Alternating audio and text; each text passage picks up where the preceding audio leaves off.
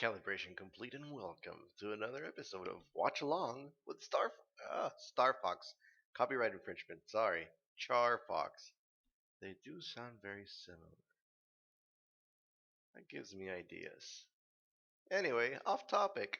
Let's go ahead and talk really quick about what happened in the last video. I uploaded the trailers and apparently it was well received and a lot of people enjoyed it, and there were a lot of comments that mentioned to it's okay, Charfox. Go ahead, analyze everything.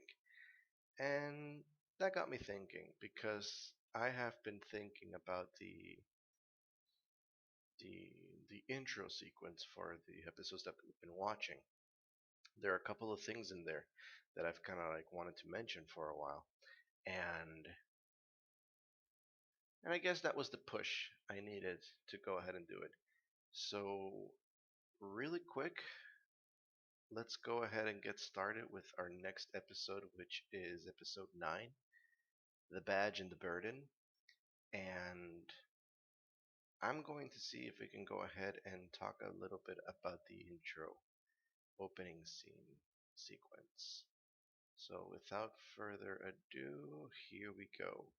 Episode 9, The Badge and the Burden. Starting now.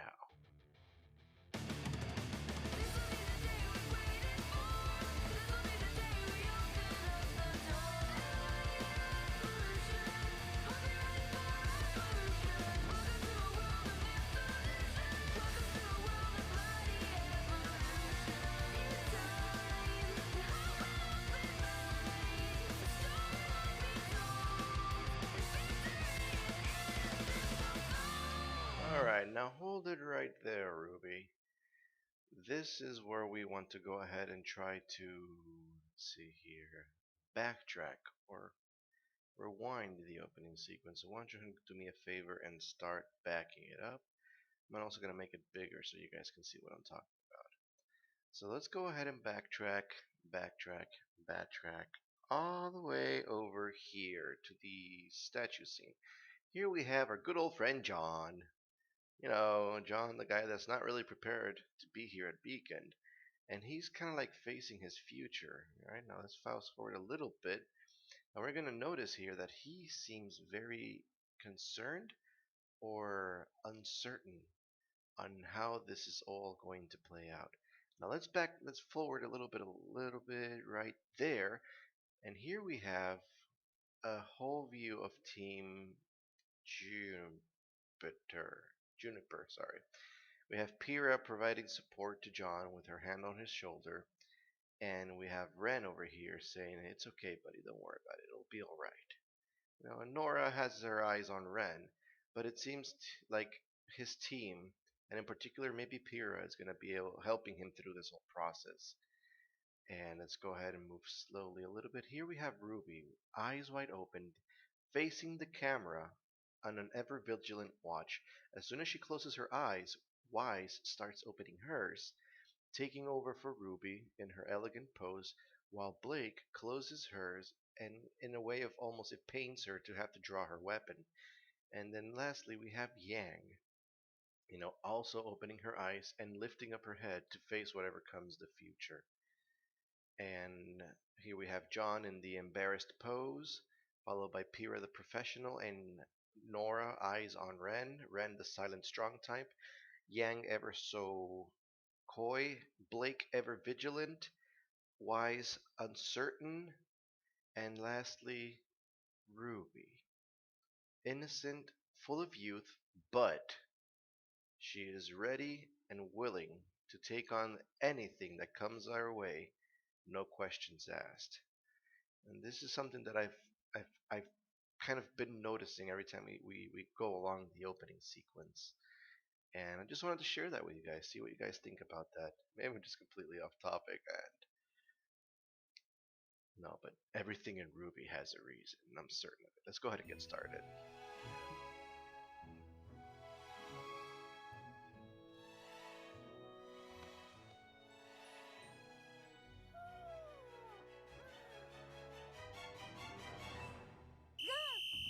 Good morning, Team RWBY! officially begin our first order of business. Excuse me? Decorating! What? We still have to unpack. And They're wearing a school clean. uniform. That's cool.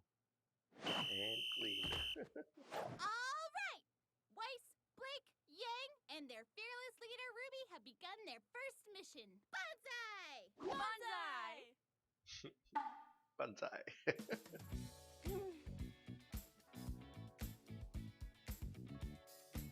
Yeah.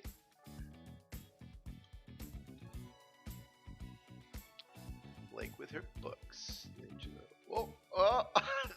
How'd this get there?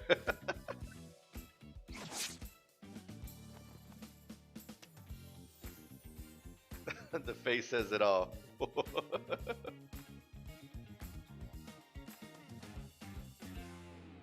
This isn't Yikes. going to work. It is a bit cramped. Maybe we should ditch some of our stuff.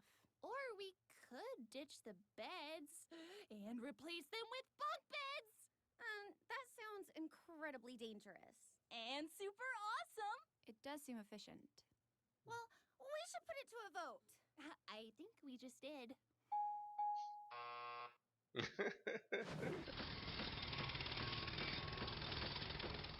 Objective complete. Wow. All right. Our second order of business is classes. It looks like construction now, from we my have a few country. classes together today. At 9, we've got a big... What? Did you say 9 o'clock? It's 8:55, you dunce. To class. Class? Class, what's that? We're gonna be late.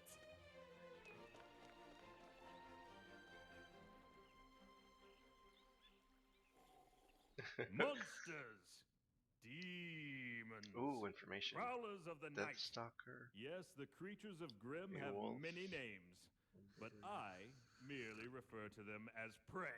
Ha Nevermore. ha! Whoa, And did you guys shall see too that? upon graduating from this prestigious academy. I think Now, that was a as I blooper. was saying, Vale, as well as the other 3 kingdoms, are safe havens in an otherwise treacherous world. Our planet is absolutely teeming with creatures that would love nothing more than to tear you to pieces. And that's where we come in. Huntsmen, huntresses, individuals Awkward. who have sworn to protect those who cannot protect themselves. From what you ask? Why, the very world. Hey, yeah. That is what you are training to become. But first, a story. A tale of a young, handsome man. Me, when I was a boy. Blah, blah, blah, blah. Despite smelling of cabbages, my grandfather was a wise man. Peter, he told me.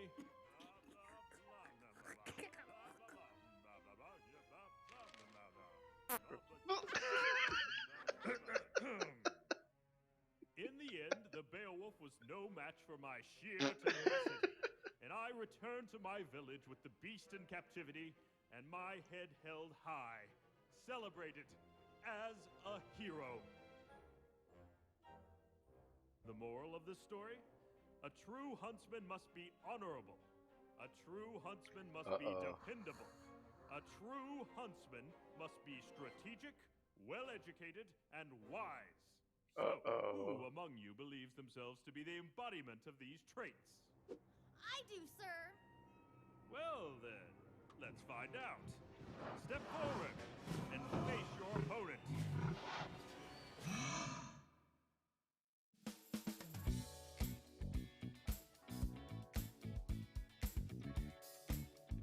Disco music, kind of.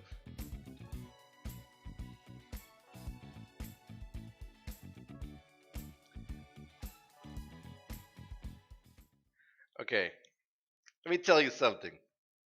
Let me tell you something. I think Wise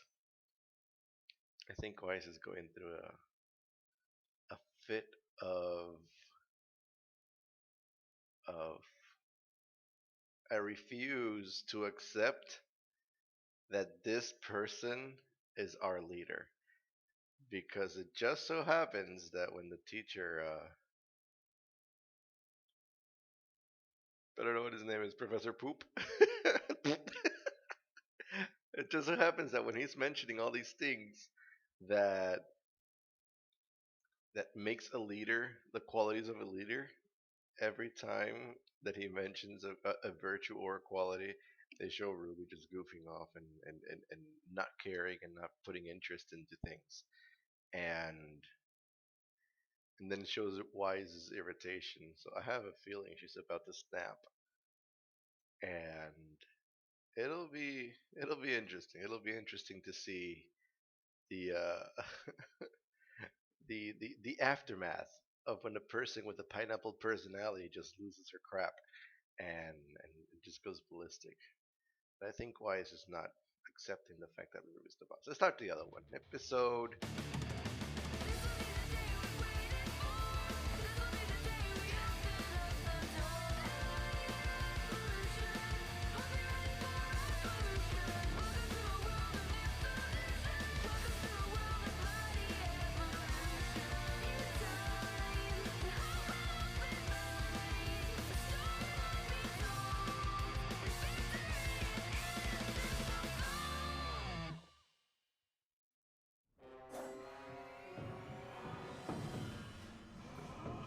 Badge and the Bird in part 2. Go Weiss! Fight well! Yeah, represent Team Ruby!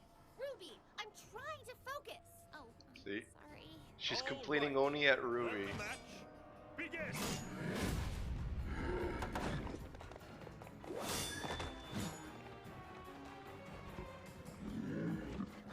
Haha! Wasn't expecting that, were you? Hang in there, Weiss! Bold new approach. I like it. Come on, Weiss, show it who's boss!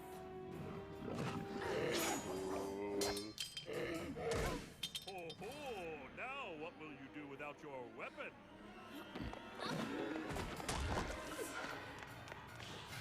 Weiss, go for its belly! There's no armor underneath! Stop telling me what to do! Aww. Ruby's unaware.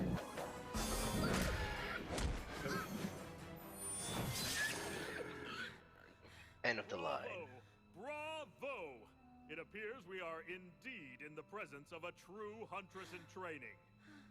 I'm afraid that's all the time we have for today. Be sure to cover the assigned readings and Aww. stay vigilant. Class dismissed. Poor Ruby. Sheesh, what's with her? I'll tell you what's up with her, John. Weiss! What? What's wrong with you? Why are you being... What's wrong with me? What's wrong with you? You're supposed to be a leader, and all you've been so far is a nuisance. What did I do? That's just it. You've done nothing to earn your position. Back in the forest, you acted like a child, and you've only continued to do so. Weiss, where is this coming from? What happened to all the talk about working together? I thought you believed in acting as a team. Not a team led by you. Ooh. I've studied and trained, and quite frankly, I deserve better. Ozpin made a mistake. Her words cut into the flesh. Now that didn't seem to go very well. Awkward. Is she right? Did you make a mistake? That remains to be seen.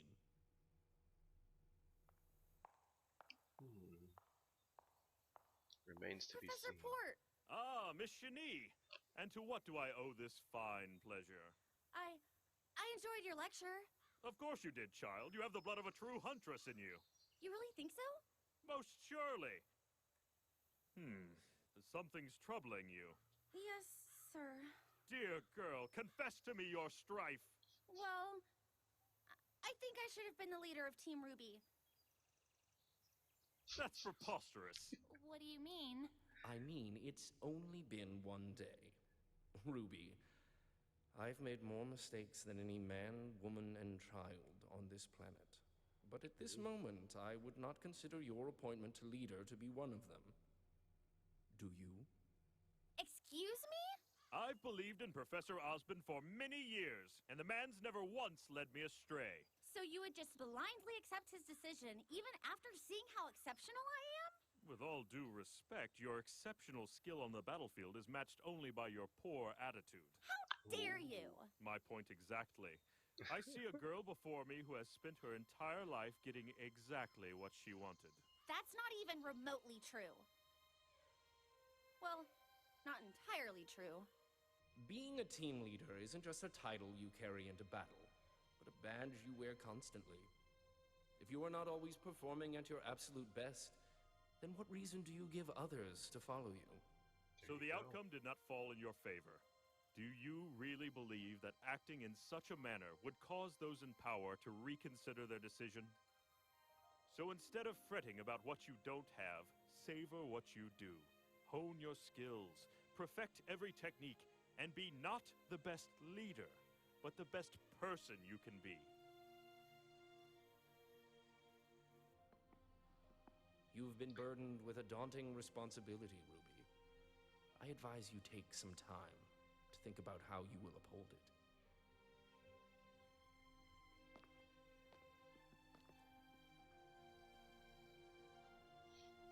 Twice the growth of character development.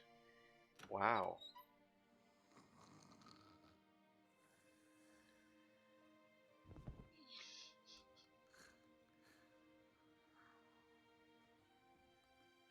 She's trying. Weiss, I was studying and then I fell asleep. I'm sorry. Shh, don't make it weird. How do you take your coffee? I don't. Answer the question. Cream and 5 sugars. Don't move. Just like me. Here. What? Thanks, Weiss. She has a coffee machine on her bed. Ruby, I think you have what it takes to be a good leader. Just know that I am going to be the best teammate you will ever have. Good luck studying. That's wrong, by the way. Hey, Ruby? Uh-huh. I always wanted bunk beds as a kid. Random comment. Probably not so random.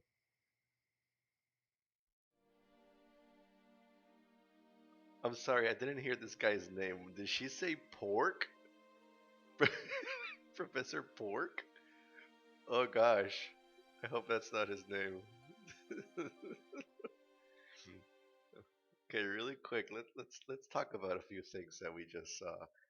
And let me tell you something. Um where do I want to start? Let's start off with Wise. This is an episode in which she gets told the things that she needed to hear in one way because she is basically being told by Professor, gosh, I don't want to say Pork, but Port, Professor Port. Let's call it. I think it's Port with a T, not not a K. She's been told by him that, hey, you're an awesome huntress. I mean, wow, that was pretty impressive what you pulled off in that classroom. But your exceptional skill is only matched by your poor personality. And oh my gosh, thank you. She needed to hear that because she's a pineapple. She is so abrasive and blunt to the point where it I know it's part of her defense, and I've mentioned this before of how she protects herself, but you gotta start letting people in eventually into your life and start strengthening your bonds. And I'm guessing that opened the door for her to do just exactly that. Now, Ruby. Ruby is told by the Ozpin fella. Ozpin, right? Ozpin. The headmaster. She is told by him that you have a very, very daunting responsibility in which being a leader is not something you just get awarded and you put on that the badge. You put on the badge without any sort of weight and responsibility. It's not something you wear into battle and be like, I'm the leader, follow me, do what I say, and no questions asked. These are examples of people who are bad leaders. You know, your bad bosses, your bad supervisors, your bad um, people that are just in charge, that are given the responsibility to run something. And this is the example of somebody who is not a good leader. They believe that because I'm the leader, you got to do what I say, and that's the end of it. And that's not the case. So Ospen, I'm not saying that Ruby was doing that, but she wasn't understanding that to be a good leader, you have to give others reason to follow you. And this basically boils down to the old saying, lead by example. If you want everybody to always give their best, you as a leader need to be the first one giving your best. Be the first one charging into combat. Be the first one getting the best grades possible. So that when people look up to you, at least here in the Beacon Academy, your fellow teammates look up to you because wow, hey, that's our leader. That's Ruby over there. You know, straight A student, and you know, exceptional skill, an awesome strategist or whatever the case may be later on. I'm guessing this is a combat school of sorts because they have live demonstrations inside the classroom with actual bulb bursts, whatever that name was. I just saw it on the wall. Anyway, so it's something. It's something that I guess Weiss is growing as a person because it's no longer, hey, I'm the best, so I should be the leader, and more like, I'm good, and I'm gonna be even better, and I'll be the best teammate that you've had. I'll be the best person you can depend on that you've ever had. And it's interesting for us to see Weiss take the back seat, but also grow as a person. And this is great. This is great. The next thing I wanted to talk about was, oh, really quickly. I don't know if you guys noticed, but there was like a small moment after Professor Pork. No, I'm sorry, Port after Professor Port says his silly joke of, I call them prey. And then they kind of like show this this view of the classroom. I don't know if you noticed, but I think it was Blake and Yang. They were in their normal outfit. It's like they were like in the middle of changing or something, and they got caught off screen. But maybe it was a blooper. Maybe they used the wrong base character. I don't know, but it was pretty. It was interesting. Um, so that happened. Also, Ospen. I have made more mistakes than any woman, man, or child in this planet. This guy has a very, very heavy and dark past. And I would like to know more. What exactly were these mistakes that Ospen has made? Because he's now running a school for hunters and huntresses. And I'm guessing that's a huge responsibility. But Professor Port trusts the man, no questions asked, because he's never been led astray.